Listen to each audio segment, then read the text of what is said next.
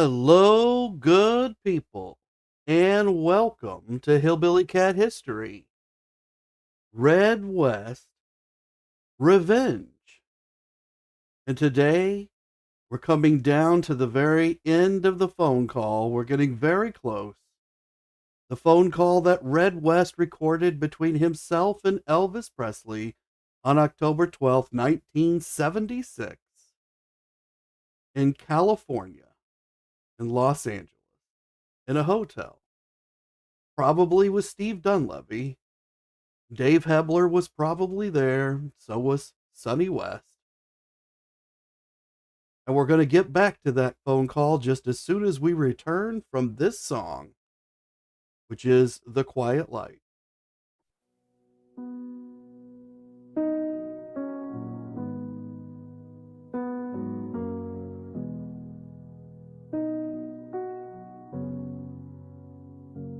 Beauty walks soft as a whisper, yet thunders like storms overhead. Kind and gentle in its passing, still a thing of might and dread. And the word became a lantern, placed in trembling human hands, saying, "Child, behold my glory, not in faces, but in hearts that understand." For the light shines in the darkness, and the darkness cannot overcome. Every soul receives a lantern, every wanderer is called home. He wrote truth in quiet margins, for the ones who read between. Faith will conquer, said the giver. I am the light you've always seen. Beauty's not the mask we're wearing, not the mirrors feeding grace. Beauty burns within the heart space, kindness casting God's own shadow on the contours of a face. And the I am speaks in stillness, in the breath between each thought. The soul remembers union with the love it never lost. For the light shines in the darkness, and the darkness cannot overcome. Every soul receives a lantern, every wanderer is called home. He wrote truth in quiet margins, for the ones who read between. Faith will conquer, said the giver. I am the light you've always seen. Distance only closes in the moment, when the veil of flesh is torn. Yet the word says I am with you, from the instant you are born. Dreams stay cold, room silent, body, mind and spirit still as one. In that hush the lantern brightens, and the night becomes undone.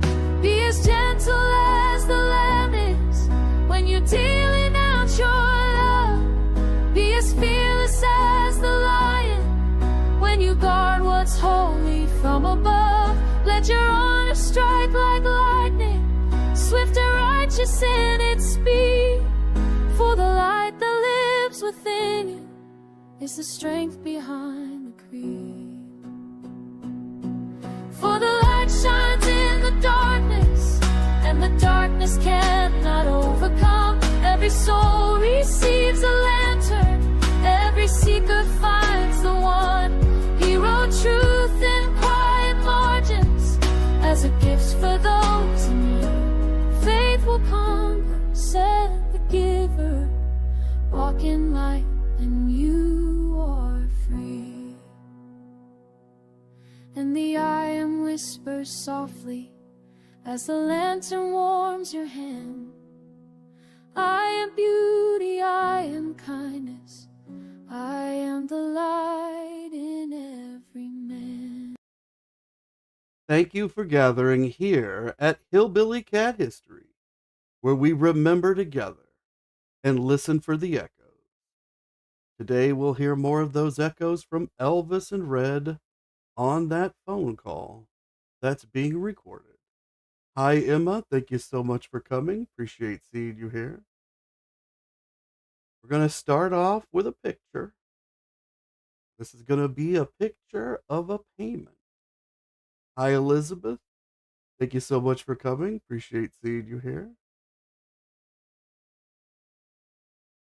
And this is a check with Elvis Presley's signature. Says it's February 7th, 1971. Got Elvis Presley's address, E.A. Presley, 3764 Highway 51 South. This is before they renamed it for Elvis Presley Boulevard.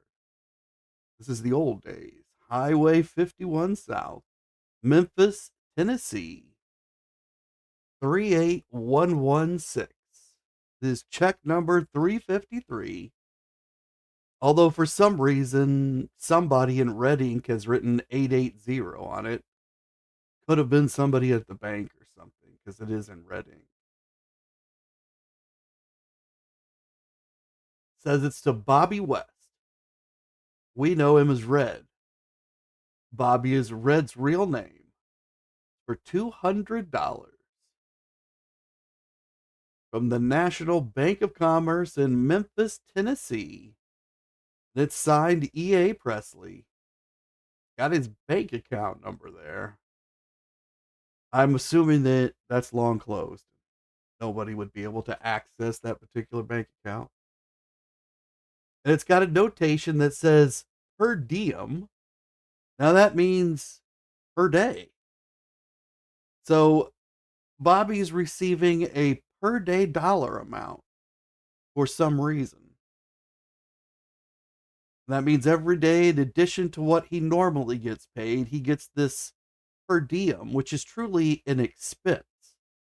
So it's not taxed in the way that your income is taxed in most cases. So this is probably representing 200 untaxed dollars that went directly to Red. And it says this is to cover the period February 8th, 1971 to February 24th, 1971.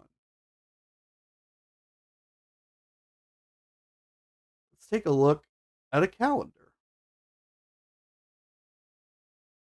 Now let's just refresh ourselves on the previous picture, February 8th to the 24th of 1971. Let's just count these up. 1, 2, 3, 4, 5, 6, 7, 8, 9, 10, 11, 12, 13, 14, 15, 16, 17. So I'm counting that as 17 days. You guys can feel free to count them up and let me know if you get the same number. Now, I noticed that the 8th is a Monday, and that makes sense because business weeks start on Monday. Although Elvis is an entertainer and his week doesn't really go that way. But it kind of just lines up with most people's business week. But the 24th is a Wednesday. So this seems to represent 2 weeks and 2 days, or 3 days, I guess, 17 days. 2 weeks would be 14, 15, 16, 17, another 3. So 2 weeks, 3 days for this particular, I'm guessing it's a tour. Hi, City of Angels girl. Thank you so much for coming. Appreciate seeing you here.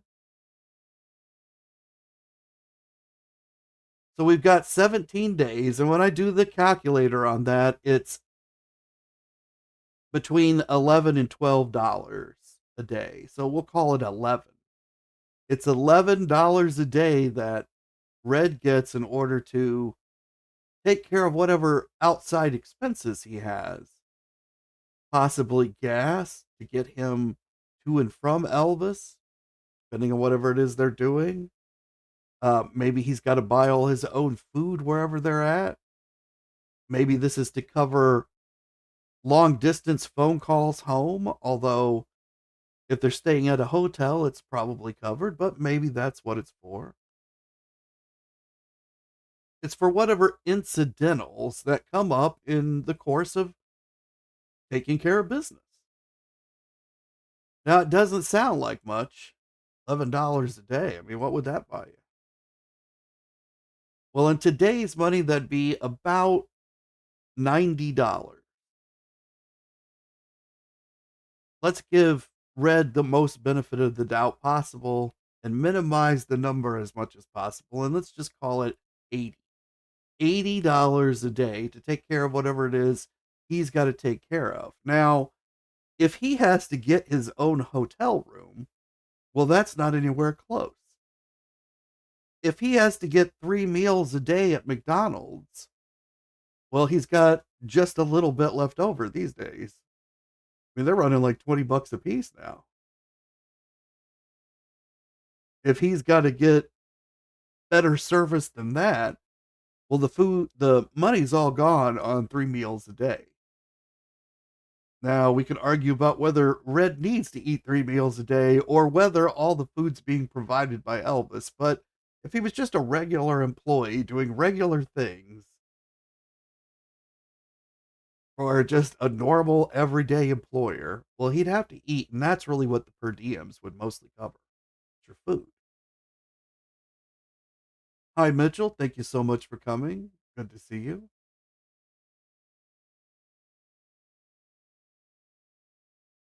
So I thought that was just an interesting look at some of the extras that Red's receiving. Not a huge amount. It's just a little bit of extra, but it does show, I think, that Elvis is footing most of the expenses, if not all of them.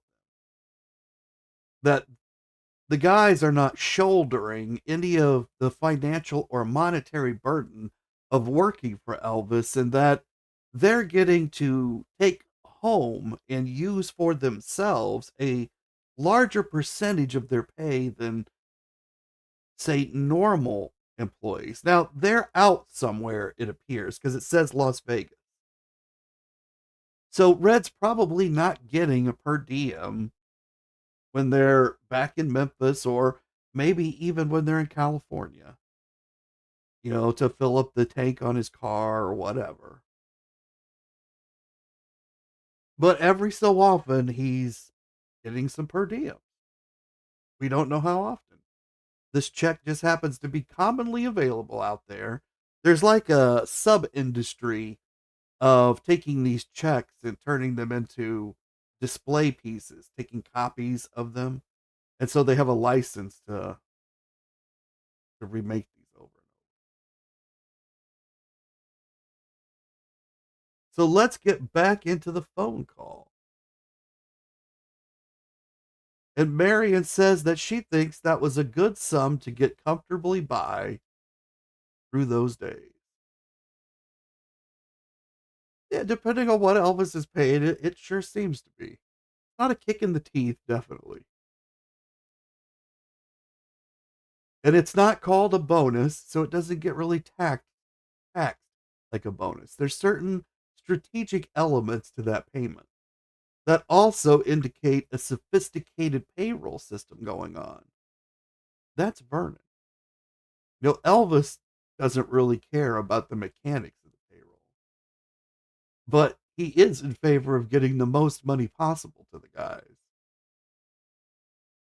And of course, it's really Vernon's responsibility to make that happen. So if Vernon thinks this is the best way, then that's the best way.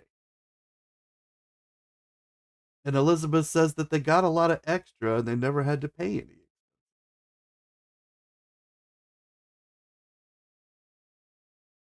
Let's get into the phone call. I was just saying, that was saying me. I didn't know what it was. Yeah.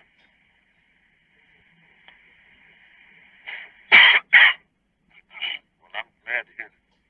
It's all straightened out. I really am. It's been straightened out for a long time. It's just failed to communicate. Yeah. Well, we have here. Yeah, I saw him. Saw him. Well, Elvis did. I understand the son's off on him. Yeah, that's right. And we didn't have much understanding there for a long time. Well, I don't know if it was you and I as much as it could have been coming from somebody else. Yeah.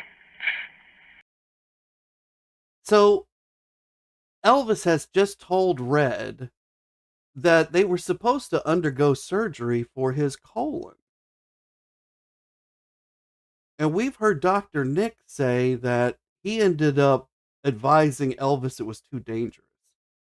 He didn't say it in those exact words, but he said they reassessed it and his opinion about it changed, and therefore Elvis decided not to do that.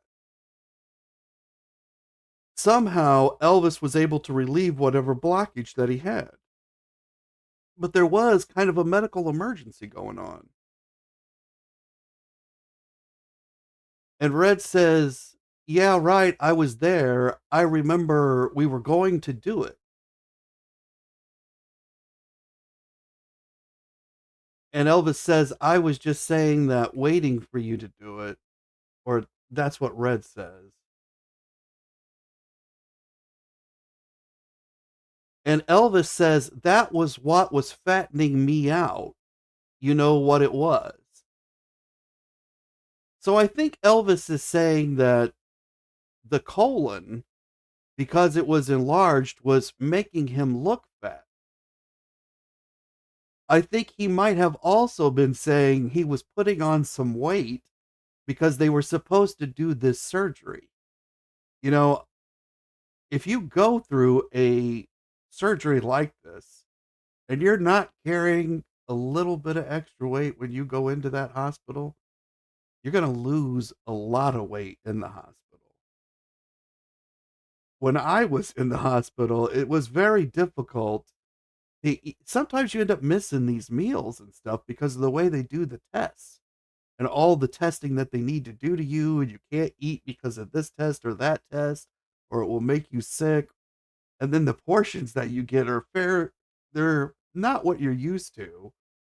And a lot of times, at least in American hospitals, they don't want to put any seasonings on them because like salt is bad for you, and uh sometimes they won't let you have sodas or whatever that is.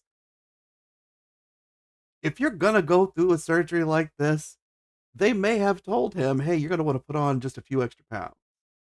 Now, I don't know that that's what he's saying. I think he's talking more about what the colon was doing to his appearance. But he says, "You know what it was." So, whatever he's saying, Red knows what it is. He was there, he knew about it. Mitchell's saying that minimum wage was probably $1 or $1.50 about that time. I'm not sure. We should look at that. That'd be interesting. But yeah, it was very low. And inflation was starting to become completely out of control about 1971. It's kept pushing through the rest of the decade.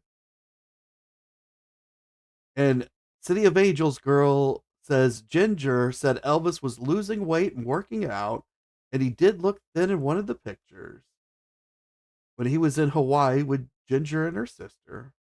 Yeah, he did look good in those pictures. And we've seen other evidence that he was working out 5 nights a week or more, playing racquetball for multiple hours a night, like 6 to 8 hours a night.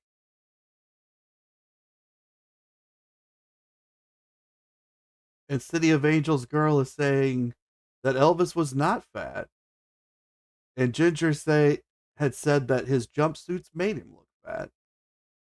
Yeah, but obviously Elvis feels that he doesn't look as thin as he could because of this colon issue that he had. And Red's aware of what this is. This is another indication to Red that you know that these drugs that I'm taking, they have to do with this issue that I almost had to have surgery for.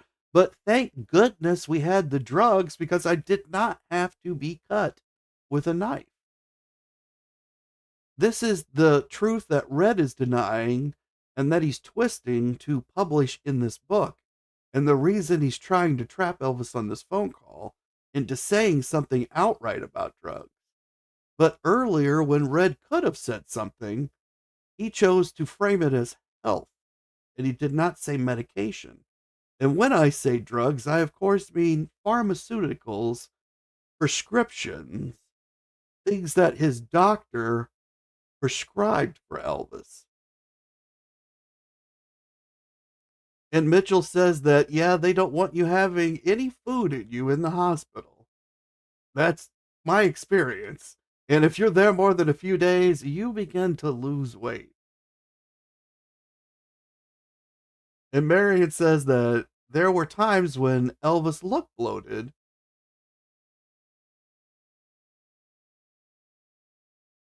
And like when he got the award for, and I'm not exactly sure which award that was, but yes, there's absolutely pictures where he looks bloated. And there's many explanations for that from some of the medication that he was taking. And again, we could replace the word medication with drugs, and then it sounds sensational. But it's because he has this colon issue that he's trying to take care of in the background. And Elvis is talking to Red, and Red says, well, I'm glad to hear that it all straightened out. I really am. So Red's not really hearing the whole story. I was supposed to have surgery for this, Red, because I have this chronic condition, meaning that it's never going to stop. Now, Elvis doesn't say chronic. He doesn't say it's not going to stop. But he's indicating to Red that if I'm taking drugs, it means the problem's not over. But Red says it's all straightened out. Now, Elvis actually agrees with that, and he says it has been straightened out for a long time, just a failure to communicate. Now, Elvis may be saying that his colon issue is straightened out. I don't think he is, because we know it's not. We know it's got to still be bothering him, although it's no longer a crisis like it was in these moments where he was bound up. I think what he's referring to is that he already told Red all of this, and Red didn't want to accept it. And again, Elvis is gracious, and he says just a failure to communicate.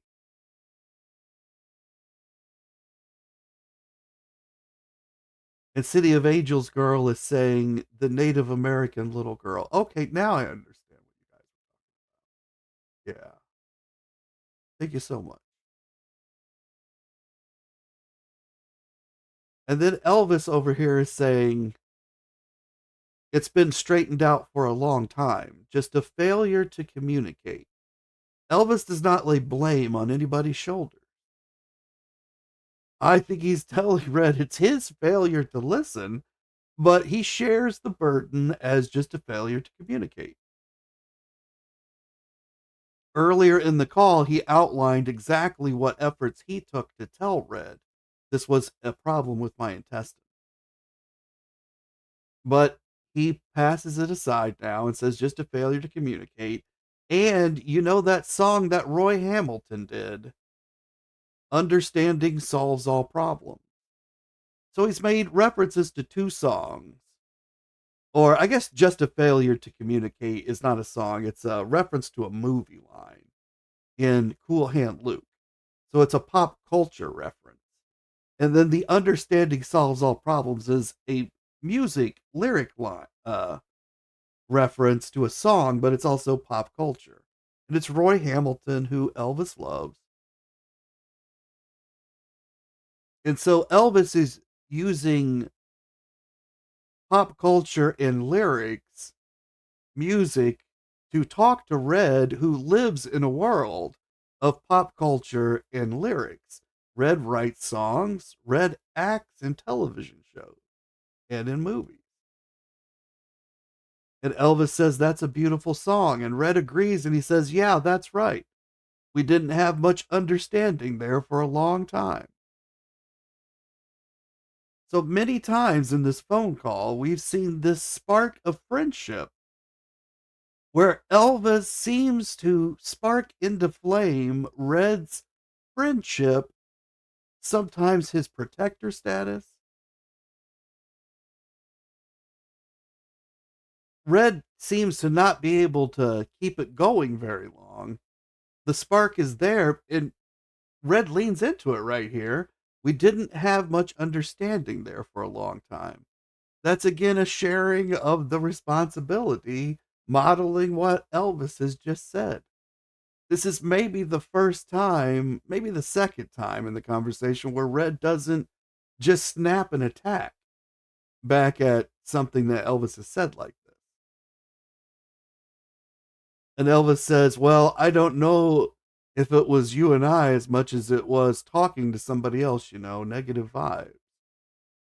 And so I think this is another gracious move on Elvis's part to say, you know what, you and I may have been at fault in that, but let's go ahead and throw that blame off to an undetermined people around us. It's just the environment, Red. It's just the way that it was at the moment.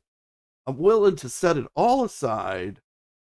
Neither one of us has to be at either one's throat, even though you're recording me on this phone call right at this moment. Negative vibe. Right. Well, that could very well be too. I'm not really into the psychic thing. Well, I'm not either, but I do know that we constantly sending and receiving messages all the time. Right. Television. Yeah, we've discussed that. Minds, they can put a picture through there. I guess you can put a thought wave through there too. So that's why, I was. So Elvis offers again this idea that it's not either one of us really. It's just this environment around us. And Red, he says, yeah, that could well be too. And then it's almost as if he remembers, hey, I'm supposed to be getting something out of this call. I'm not on here to be friends with Elvis Presley. That is over. I've told him earlier in the call that bridge is burned. And he's told him that because he refuses to accept any of these offerings of peace that Elvis keeps giving. Elvis isn't promising anything. He's just saying, here is where we can meet to talk about this, that we can't really talk about anything until our minds can meet in some form of agreement and friendship. And Red's almost there. And then he turns and says, I'm not really into the psychic thing. This is where he pushes back against Elvis and he says, this is that spiritual thing that you do, and I didn't ever want to have any part of that. This is another indication of what drove them apart. Not so much drove as they drifted apart because Red could not follow Elvis into this spiritual quest.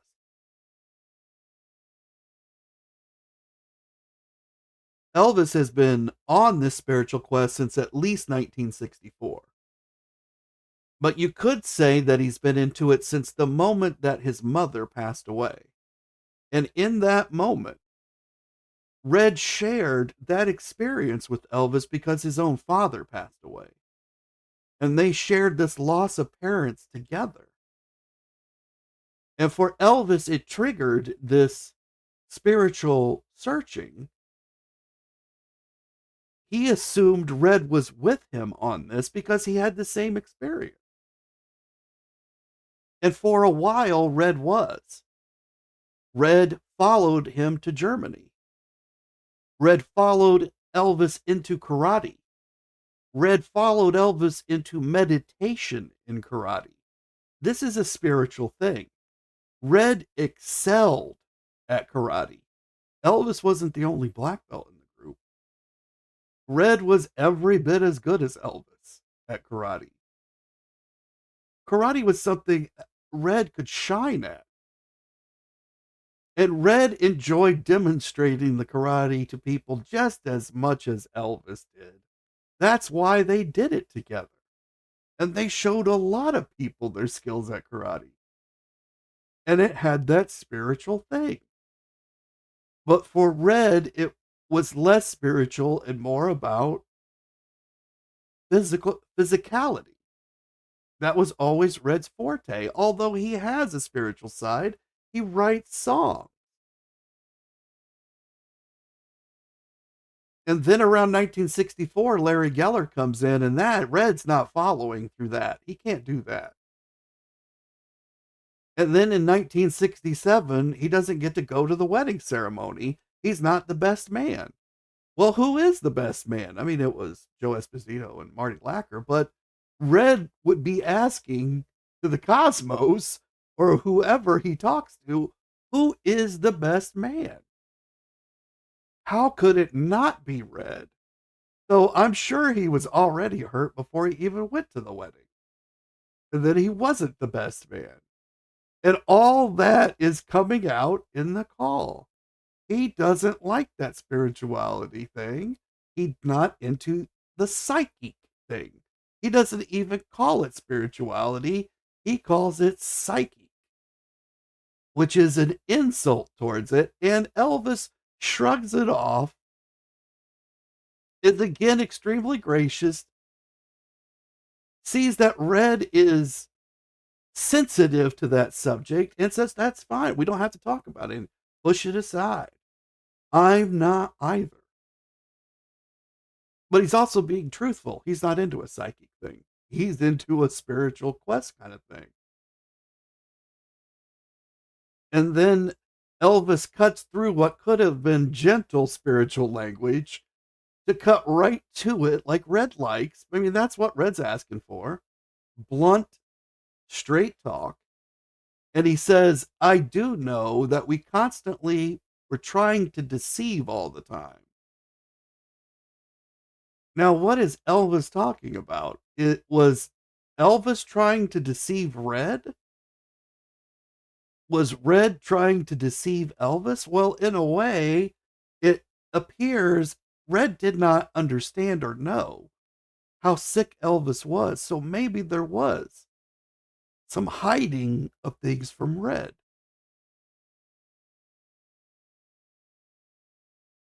Red might have perceived that as deception. I think we can rest assured that Red was hiding things from Elvis and that there was deception going on there, or that Red was complicit with the deception of others, at least at some point, because Red says, yeah, we have discussed that. They both thought they were lying to each other. And that tears into a friendship and into an employer-employee relationship, either way. And of course, they're both. So there's some kind of lies that have been perceived to be passed back and forth. Again, Elvis is not blaming anybody. He says there was deception. We talked about it. And Red's agreeing, yeah, we talked about it. And then Red tries to shrug it off into the psychic thing again and says minds. They could put a picture through there, I guess. You can put a thought wave through that way too. So he's trying to say that, I think he's trying to dismiss what deception actually took place. And he's trying to say that it's as made up as the psychic thing. That's what I think he's trying to say, but he's fumbling for his words there as well. So whatever he's trying to communicate, I don't think it's even completely clear to him. But what is clear is that he's not willing to accept any blame for deception. I don't see the negative thing. And I couldn't exactly pinpoint what. Yeah. So I just reached the water.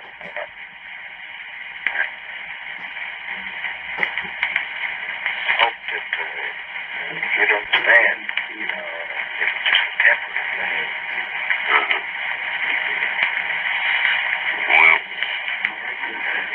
that's what it was. I didn't feel like I could communicate with anybody. Yeah. I felt terribly alone. You know, like that number 8? Yeah.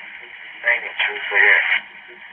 Intensely lonely at heart for this reason that, they feel very lonely, but in reality, they have warm hearts towards their friends. Yeah. They hide the feelings and not because they just leave. Right. Well, I'm a number 8 person, and so are you. Yeah, that's true.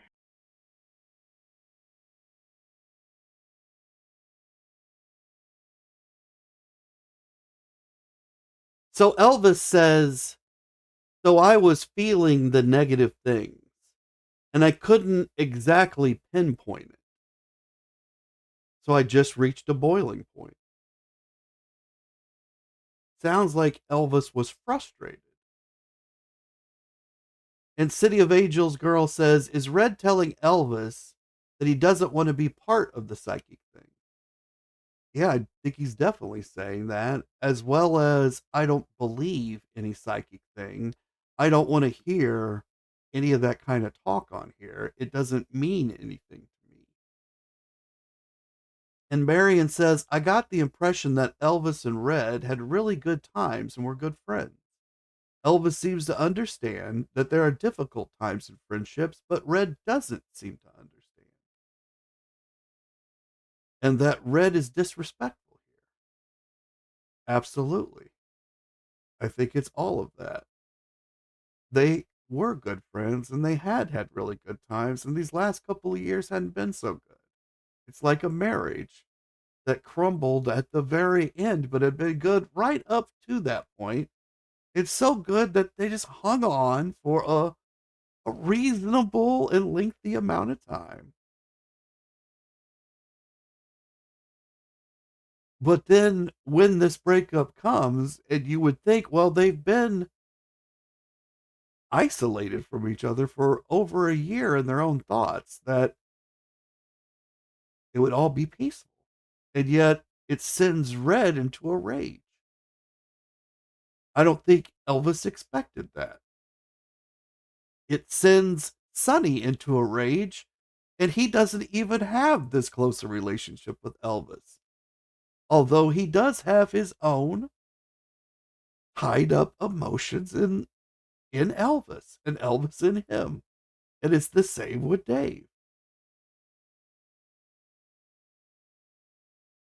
City of Angels girl says, was Elvis feeling lonely for Priscilla?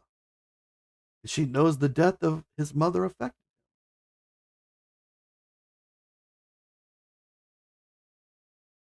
I would say that Elvis, as he's on this phone call, is lonely not for Priscilla per se, but family, wife, and child. He's definitely longing for Lisa herself. And he's longing for what he wanted Priscilla to represent, which was really Gladys.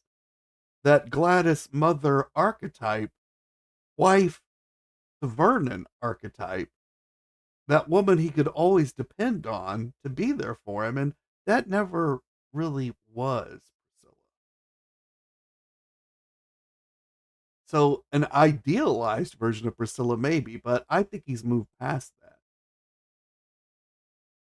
And in this moment, he might really be lonely for Linda. They're still together, but there's massive problems with Linda right now, between him and Linda. Ginger's about to enter the picture, and then Linda will be gone shortly after this. I mean, we're talking just a couple of months. This is October 12th, and by the end of December, Linda's gone and Ginger is fully in place. And Elizabeth says Elvis was definitely not feeling lonely for Priscilla after all she did against him. There's that too. There's ongoing litigation happening in the background that Elvis is not referencing in this phone call.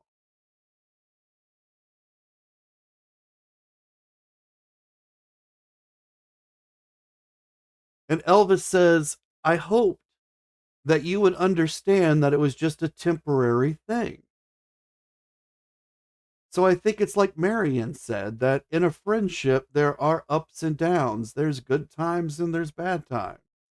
That it's all temporary, and that sometimes you got to walk away from a person and then come back a little later. That's just part of these human relationship cycles. And they'd already been through this cycle many times. This wasn't the first time this had ever happened. So when Elvis says, I'd hoped you would understand, he's saying, we've done this before, Red, and we've always worked this out in the past. You've always understood, and when you've done similar things, I've always understood.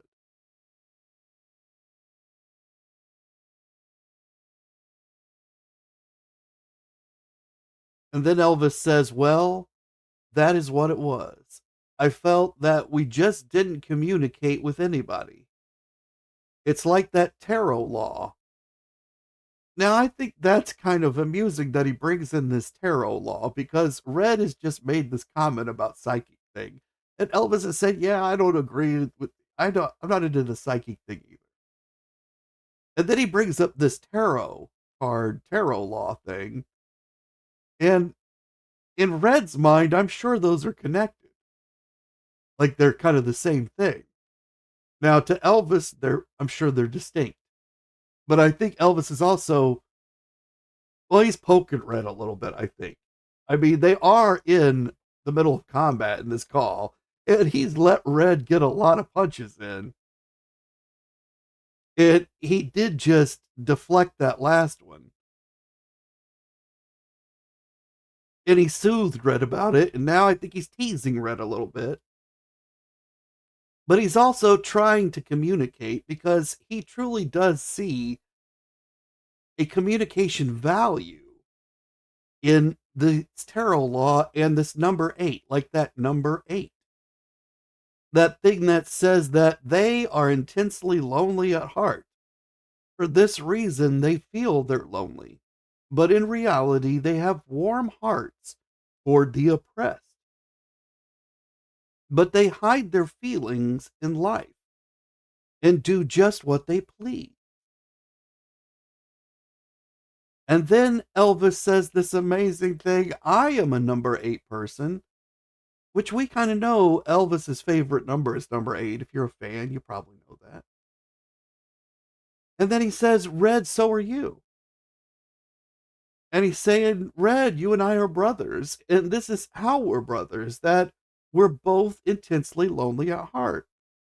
So when you're here lashing out at me and you're telling me I abandon you and I hurt your family, I'm saying, okay, I'm taking that blow. You got me on this one. I didn't think about your feelings beforehand, or if I did, I didn't remember that you and I are so alike. And that, yeah, now that I'm looking at it through your eyes, I'd be awful angry at me too. And so I'm willing to take that one, but how many can you throw at me about it? All right, you got it off your chest. And that for this reason they feel they're lonely. I hear you, Red, you're lonely. I was lonely too. You're not hearing me on that, but I'm willing to say that you were lonely and I understand. But I know that you have a warm heart towards the oppressed. I have seen your warm heart, Red. For 20 years, I have watched your warm heart. Dave's cooled down. I thought it was warm. But after a couple of years, it lost its fire. That's why I'm not asking for Dave to come back. I'm talking to you, Red. And he says, but they hide their feelings in life and they do just what they please. And he's telling Red, I understand that you're doing what you please right now. And that's why I'm saying it's all okay. We'll get it all worked out on the back end. I don't blame you for it at this moment. I'm forgiving you. And he might be saying, I'm never going to blame you for it, even if you go forward with it. But the forgiveness is here because I see why you're doing it. You're hiding your feelings in life and you're doing what you please. And that's who you are and what you're supposed to do. So I'm saying that's okay. But here's our chance that you don't have to go through with this.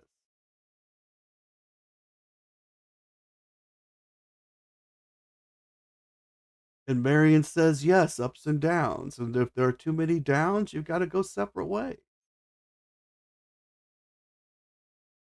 And City of Angels girl says Elvis was waiting to get rid of Linda because he had Ginger on the side. And it depends on how you look at it. Linda had been making plans for a year at the point that Elvis is on this phone call to leave. She'd been making financial arrangements for a year. She doesn't bring that out in her book as a timeline. She mentions some of the events, but the events had been going on for a while. Now, Elvis was aware of many of them, and he was even helping her do some of them because, like she says, they weren't spending all their time together. And her attention had wandered away from him as well. So it is true that her attention probably wandered because, well, he had a lot of dalliances with these other ladies. So I'm not trying to whitewash Elvis. Just saying it's not that he had Ginger in the wings.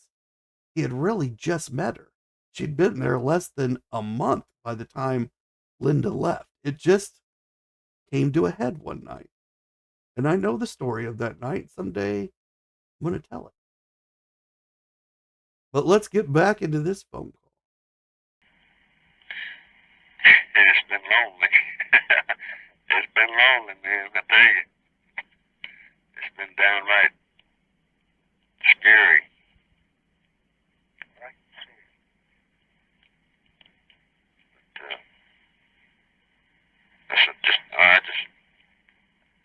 I'm old enough, I just chalked it up to life, man. It's another step down that road, you know. Now, Red, again, the spark is kindled, and he says, yes, that's true. The friendship could burst into flame here once again. And Red admits that Elvis has nailed him from a mental perspective. Red says, yes, it's been lonely. It's been lonely, man. And yeah, there was emotion in his voice when he was telling it. He really truly means that. It's been lonely. It's been lonely, man. I tell you, it's been downright scary. Red is not the kind of man that tells people that he gets scared. That is not in Red's job description, and that's not what he does. He doesn't share his feelings like that. And he's telling Elvis, who has been a brother to him, that he was scared. And what was he scared of? Well, some of it's these financial obligations. I mean, that's going to scare anybody. But Red's a tough guy. He can get past that. He's kind of hinting that that's what it was. But Red was scared that Elvis didn't love him anymore, would never, ever talk to him again. And he's done this thing with this recorded phone call so that Elvis would talk to him again. And this will ensure that Red's fear does come true. This will be the last time Elvis ever speaks to Red.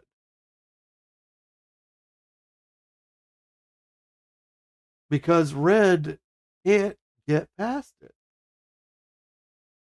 Because just as he's opened up all his feelings, he says, but I am old enough, I just chalk it up to life, man. Just another step down the road, you know. I just have to learn to cope with it. This is Red saying, I can't come back. There's no bridge to cross. I'm burning it. I'm scared to come back. What if you did this to me again? I don't trust you anymore. I can't do it. I've got to take care of myself now. And if that means cutting this rope that you're hanging from over the cliff, then that's what I got to do. It's come down to just me and you let me know that it's just me. So now I got to take you out. I don't have a choice. You pushed me into this position. This is all what Red is pushing back at Elvis now. Elvis almost got to him. And then Red snuffs that flame out quick, saying, if I don't snuff the flame, you will, and that will hurt me again.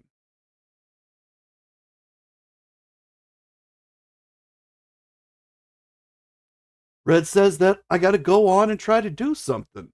What can I say, I'm not going to just feel sorry for myself. I'm a grown man. That's telling him, Elvis, that Red does feel sorry for himself. That Elvis has affected Red to the point that Red, a grown man who does not feel pity for grown men who feel sorry for themselves, who's probably made fun of other grown men that he's seen feeling sorry for themselves. Now he is the one feeling sorry. And it's not for a romantic love like most men would have these feelings. And then most people would understand. It's for a brother that he's lost, the greatest friend of his life. And it feels to him like his wife's walked out on him and he just can't deal with this. And he's stuck in an emotional place where he can't take the chance again. That's why he's got these other two guys backing him up now. He can depend on them. He can't depend on Elvis anymore. And I just have to learn to cope with it. Go on and try to do something. But, yeah, what can I say? I don't, feel sorry for myself. I'm a grown man. I can do something else, do other things. But like you said, there was a failure to communicate there at the last, because maybe I wasn't around in the room enough when you wanted to talk to somebody or whatever. Well, yeah, maybe all that. Maybe that song I've maybe I was absent too fast. But it just kind of broke me, You said that's a sure thing. Whatever, Johnny. I can't hear you, Ian, son. You fucked up. So Red says, I'm not going to feel sorry for myself. I'm a grown man. I can do something else, do other things. Like you said, there was a failure to communicate at the last. Maybe I wasn't around when you wanted to talk to someone. And so Red's saying, I didn't know you needed this talking, kind of feely, emotional thing. Which they do love each other, but these are two men in the 1970s. Elvis is into this spiritual thing where he can say love to other men, like to Ed Parker, who's also into the spiritual thing. But that's not really a comfortable thing for Red. He's not really into discussing emotion. This is almost something a man like Red would say to a woman, like his wife. You want me around to talk about these things, these female things, I just don't understand them.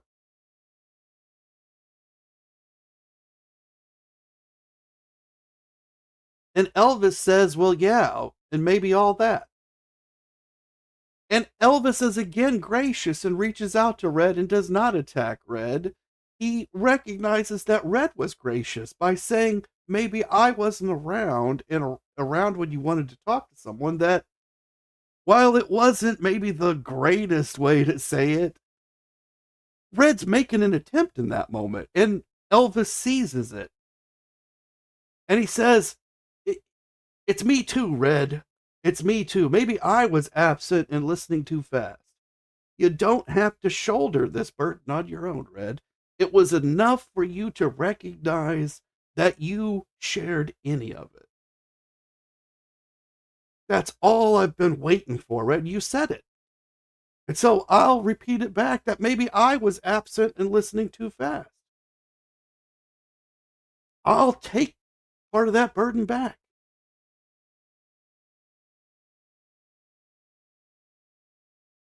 And Elvis says, but it just kind of bugged me. And so here, if maybe there was a chance, Elvis starts to spin a little bit.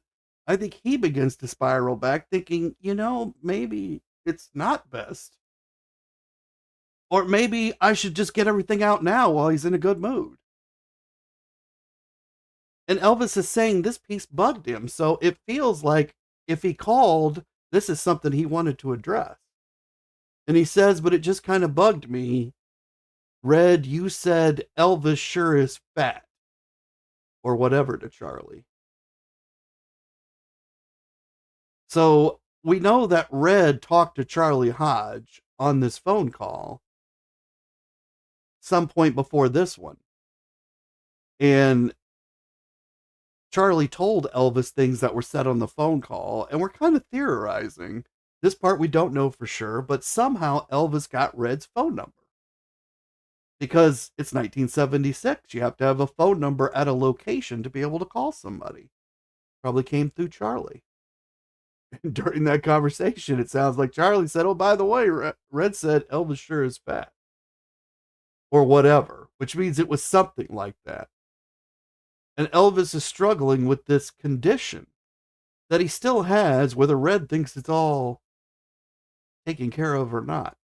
And Red responds, I can't hear you, E. That was quite a point to have a technical difficulty, but that is where we're going to end it for today. Because we've run out of time. We've reached the end of another hour. And I'm going to leave everybody with a song. And this song is about a couple of other friends that Elvis had. And these two friends were lifelong friend George Klein and lifelong friend Gary Pepper. This is Trust in Motion. You all keep on taking care of business, and thanks so much for being here today.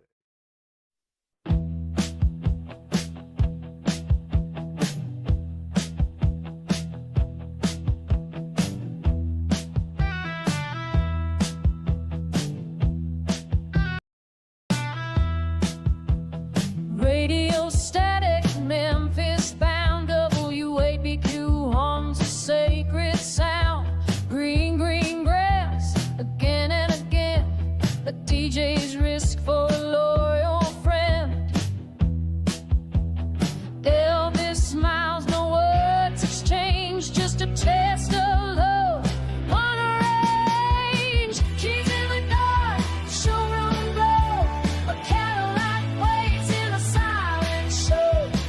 Merry Christmas, GK said, a yellow chariot, tears unshaped. What's fame and fortune worth, my friend, if it's not something we can lend?